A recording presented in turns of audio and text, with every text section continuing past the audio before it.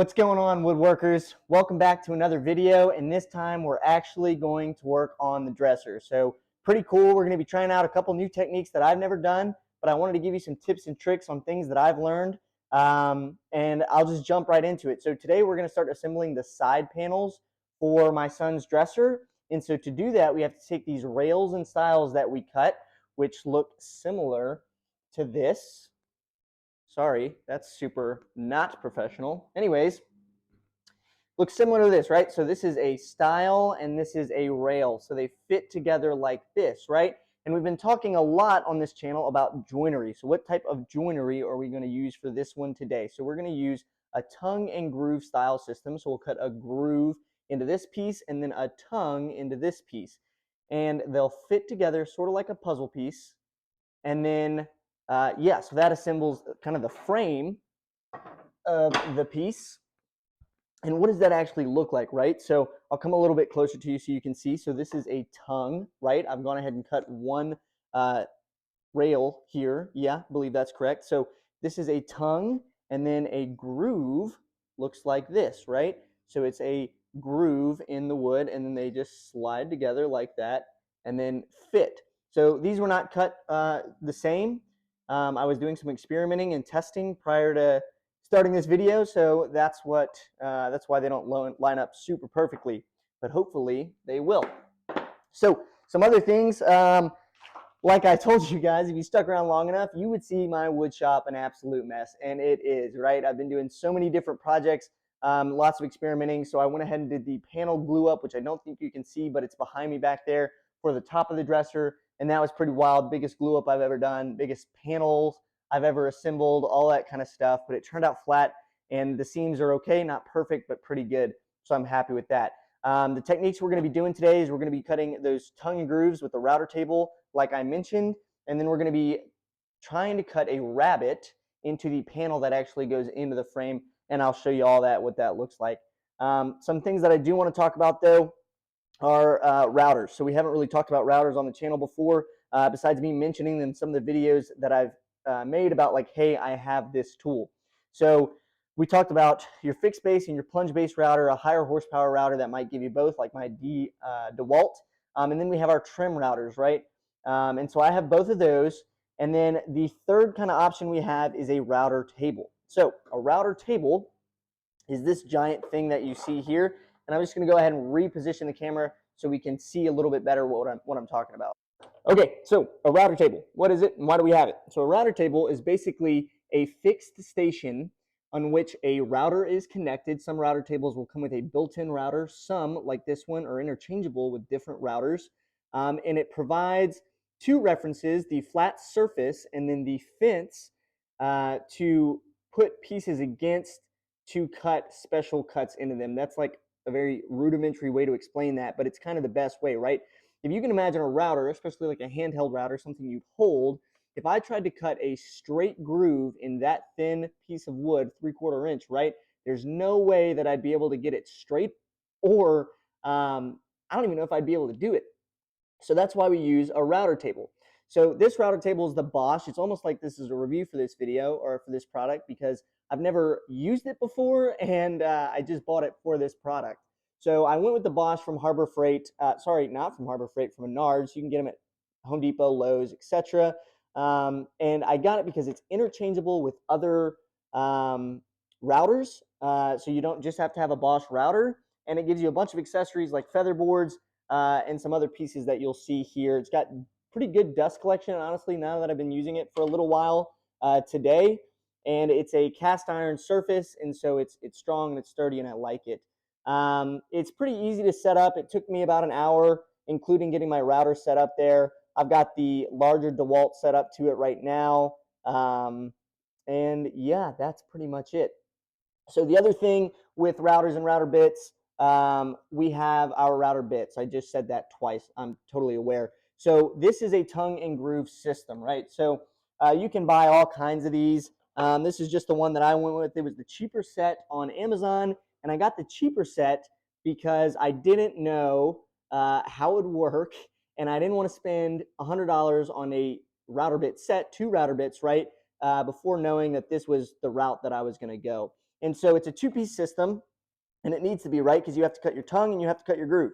So this bit that I have in there now, I'm taking it out. So this bit is for the tongue. So the top bit and the bottom bit here cut away at the wood and leave this indentation, this tongue as it goes through, and there's a bushing in there that your piece rides along so that it gets the right depth. So and then this is the groove bit.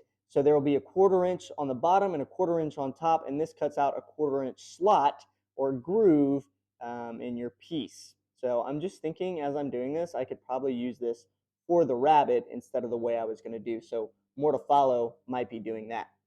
Anyways, two-piece system comes in a little box like this, and they get fancy. They can add bevels and things like that to the outsides of the pieces, but I just went with a straight cut. First time, 20 bucks, not a bad router bit set. I'd recommend you do the same. Second product I want to talk up are these guys right here, and I've got one out. So a lot of my viewers are watching Matt from 731 Woodworks, and I do too, which is great. That's actually pretty cool to see. So why I'm bringing up Matt from 731 Woodworks is he loves Craig. He talks about their products all the time. So do I. The only problem with Craig is they're expensive. But Matt showcases this product quite a bit, so let me turn it around so I can actually open it. And it's a set of measuring blocks. Craig sells one just like it. They come in all different sizes, 1/2 inch, 7/16, 3/8, and so on. I've got the 1/4 inch out. So this is a 1/4 inch. This helps you set your router bit depth. This will set a table saw. It just like all kinds of different measurements that you can use this thing for. Comes in this nice little kit. Like I said, all different sizes. Highly recommend. Again, Craig makes a set. I'm sure they're great. Matt talks them up all the time. However, they were really expensive, like $70. And again, this was $20. So I'll link all these products in the description. Again, those affiliate links really help me out. But I just wanted to tell you guys that so that you're aware that there are cheaper options out there, and you don't always have to go with the most expensive, most recommended option, just based off of what you see, what you hear, and then how much you think you're going to use the product, right? Third product I want to talk up. There's a lot of products in this video because this is a complicated thing to do, and I went ahead and bought myself all the tools that would make it easier. This one makes it both easier but also safer, right? So this is a jig. As you can see, it looks like other jigs. So if I were to try to cut a tongue on this rail here, as I slide it across the fence, especially when it comes in contact with the bit here, there is nothing supporting the left or right side to keep it from kicking, from shifting, etc. So I say safety because it could kick out back at you, but also just to keep it stable as you're going through so that you get a nice even cut every time. So that's why we don't just do it without a jig. So I bought this jig. I think it was anywhere from $50 to $70. Again, I'll include the link. You set it up yourself, build it yourself. It comes with decent instructions. But what it does is you can adjust it to different sizes of wood that you're going to be using in the jig. Comes with this little dead block here, which is helpful. And so you're going to slide your piece of wood in, set it up to reference the fence, make sure it's square, two faces against pieces that you know are square. So this is square and the fence is square. Tighten it up, and then this little guy comes down and locks into place, and now that piece isn't going anywhere. I've got these solid push blocks and a guard to keep referenced against the fence, and it looks like my fence is at a square, so that's really good to know before I start cutting. Anyways, and so as you push it along the fence, it stays lined up, it stays in one place, and it gives you a really nice, clean, accurate cut. So I highly recommend a jig like this, and again, I'll put the product link in the description. So with all of that talking, that's basically a router bit, talking about router bits, router table, different types of routers. These three products that I'm using in this video, I think that covers all of it, and we'll just jump right into it. If you want to know more about router tables, I can make a whole video dedicated to that, but again, not trying to take up too much time with just talking. Let's get into cutting these tongue and grooves. Okay, so first thing I want you to do, my first tip, right? Get all the pieces that you're going to cut a tongue and groove into, right? Whether it's a tongue or the groove. Pick the piece that you want to show. Honestly, it doesn't even matter. What you want to make sure is that all your pieces will line up correctly together. And because it is not an exact science to set this router bit, now you can get these stop blocks like I bought here, and this is going to be a little difficult, so bear with me. If I, of course, I'll show you when we go to do the groove. But either way, it's not an exact science to set these up to the exact height, and your piece, your stock, may not be an exact thickness. So if you label all of the pieces with a little piece of painter's tape like I did there, that way you're always cutting each piece with the painter's tape up or down, your choice. Just make sure they're consistent. Then when you go to put the pieces together, if your tongue is a little bit lower, well then your groove is going to be a little bit lower as well, and everything will line up, as opposed to flip-flopping things, and then you might have a groove that's higher and a tongue that's lower and it won't line up. So just give yourself a constant reference there. So let's go ahead and cut.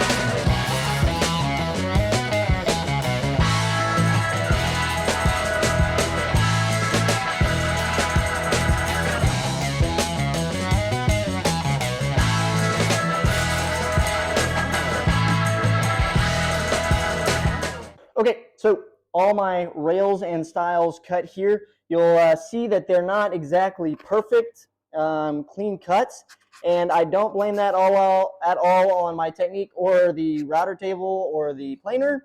I blame it on these bits that I bought. Like I said, I bought the little bit of cheaper ones to save some money, but that's really no big deal because you can just take a sanding block out and clean them up. So that's what I would recommend doing.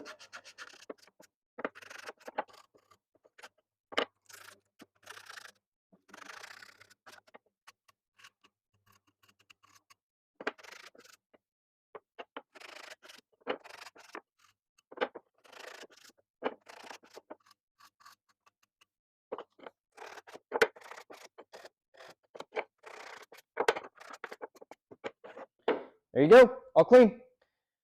Okay, so now, like I said, I'll show you how to use these setup blocks to set the height of the bit.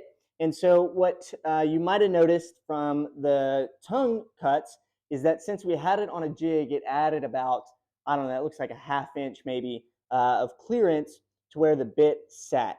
And so now we get to reference the table. It makes it a little bit easier. You can still use the jig to make the adjustment with the setup blocks. Let me show you what that looks like real quick.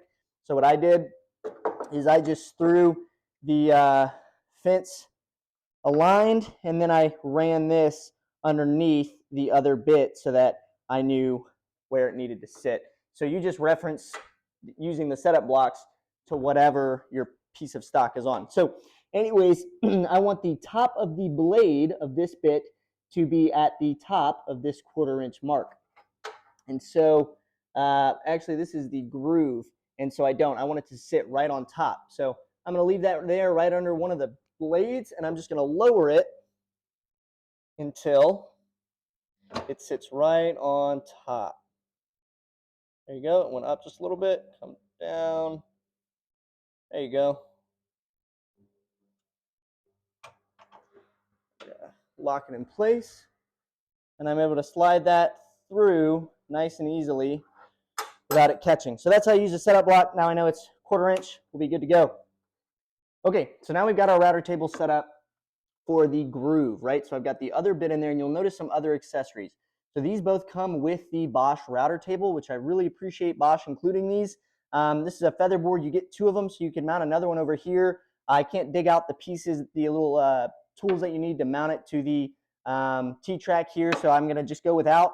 That'll be okay. And then you get this nice protective shield, which I really appreciate. I'm all about safety in the wood shop. So you just kind of set it up, and then you'll run it through and push it like so. So we're going to go ahead and get started there, and I'm going to just lift this up, well, just a little bit here so that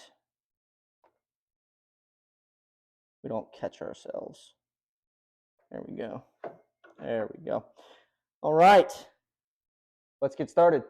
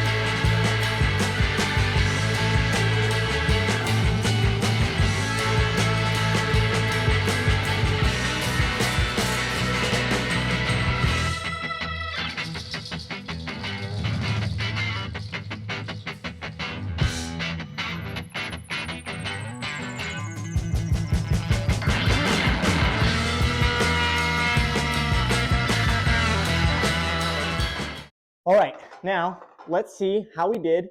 So we've got 2 of our stiles and 2 of our rails cut. And like I said, they should just go together like puzzle pieces. And then we'll check for square, and that'll kind of affirm our milling process. And then the fact that our fence was square when we went ahead and routed all these tongue and grooves. So we just take our pieces, slide them into one another, reach back here, do the same. And obviously use glue to connect all these, but this is a dry fit for a very good reason, right? In case something was wrong. So go ahead and just do that. Make sure that's all good there. Make sure this is all square here. Looks pretty good. Feels pretty good. Okay, so that's how it all fits together. And then you just take your square. Make sure you're not going into the groove. Boom. Look at that. We are square. That is awesome. Check this side. That's really cool. So that's how we do the tongue and groove, and that's what one of these panels looks like assembled, and the drawer fronts are all the same. So I've got a bunch of rails and stiles cut for those, and those need tongue and groove too. That won't be a today project. Today, the last thing we're going to do is go ahead and cut the center panel for this out of the Colombian Forest walnut plywood that I bought. The only thing I could find big enough. And then that's where we need the rabbet. So that rabbet looks like it's going to need to be about 7/16 of an inch. So let's start with that. Okay, well, I talk about this thing so often, I figured it was time to put my money where my mouth was and show you how effective and how useful this Craig crosscut jig is, right? So this is a really good example. I've got a 2x4 sheet of walnut plywood here, and I have to rip it in this direction, right? A crosscut. And so a crosscut, unless you have a crosscut jig, which I haven't built yet, is not smart, safe, or easy to do on a table saw. And this is just outside of my miter saw's reach. So the 2 biggest tools I have, I cannot use, right? And so that's where a circular saw comes in really handy. And honestly, circular saws are used for plywood all the time. Now, another solution to this, just in case you wanted to, was you could use a clamp system, which I have, but I have an 8-foot clamp. And so I don't necessarily need to break out the 8-foot clamp for a 2-foot sheet of plywood. So I've gone ahead and marked my line where I need to cut. set my distance, and this is kind of how it sets up. Just align your straight edge, and then you start turning the saw and you cut right through it. It's really pretty simple. I've gone ahead and supported it, and it's probably still going to fall, so we'll see what happens. I might actually add some more support. Let me do that.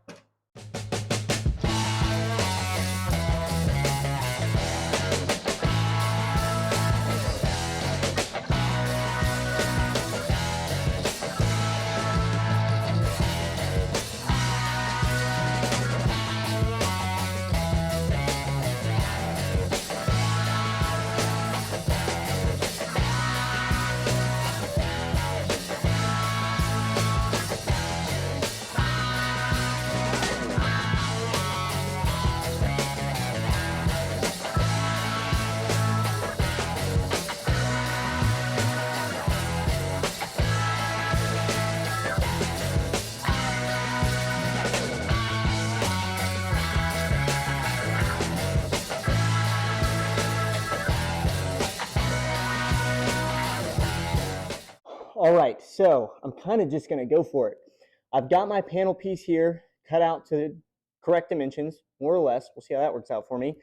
And then something that I'm going to do, not traditional, is cut a rabbet using the tongue and groove bit. Now, the real reason I'm doing that is because I do have a 1/4 inch router or rabbet router bit, but most rabbets are 7/16 inch.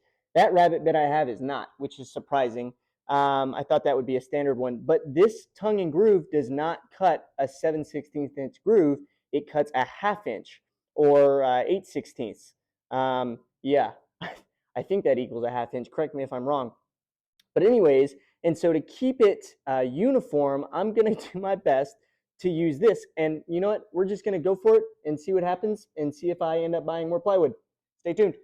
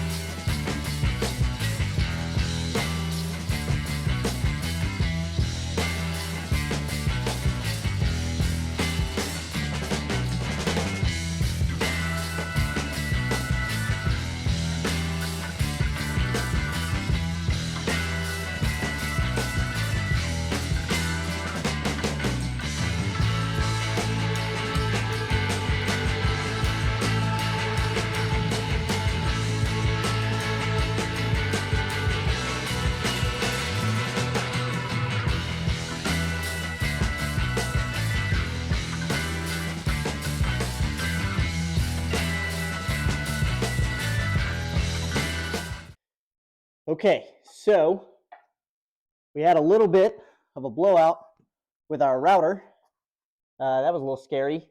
I think the collet just got too loose, but you can see where it took a nice chunk of this plywood out. So I'm going to go ahead and use it. It's not perfect by any means, but kind of being that this is my first real woodworking project, it's almost sentimental that there's a pretty big mistake like that in here. So what I'm going to do is start the glue up here. I'm not totally sure how to go about it, so I'm just going to wing it like many other things today, and we're going to figure this out. So here's the glue up.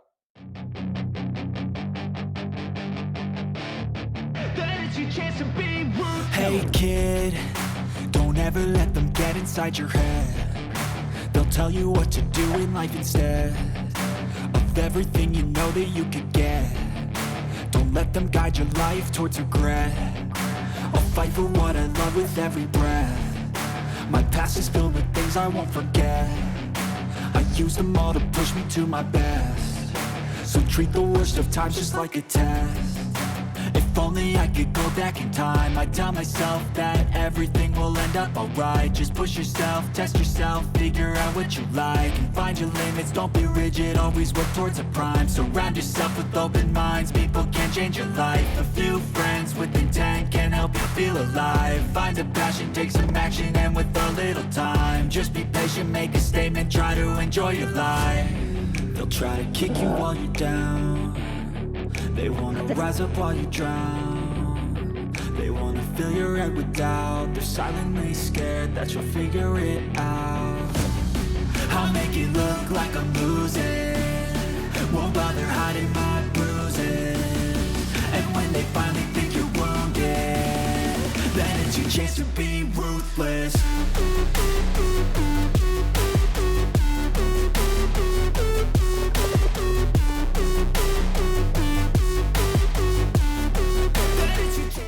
Okay, team, that is it for today. I am worn out and I have a very messy garage to clean up for our next video and the start of the next couple projects. So as you can see, I got the panels all glued up here, and actually with the glue and the clamps, they ended up coming together a little bit nicer than the dry fit, which, you know, just makes sense. That added pressure there where I'm not able to put all the pressure at once holds them together really nicely, gluing in there pretty easily.